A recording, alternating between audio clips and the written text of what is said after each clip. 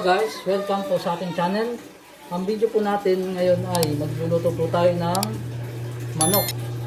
I-adobo lang po natin siya. Kalating kilong manok lang po yan. Okay, yan po. Papainitin lang po natin sa dalitang kawali.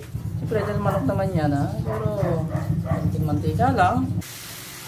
Yan, hindi tamang-tama po. Mamuyin na po yung luya. Yan na po. Yan lang tayo magluto. Ha? Diba? Okay na siguro yun. Kung sabing law, daw po nga haluin. Diba?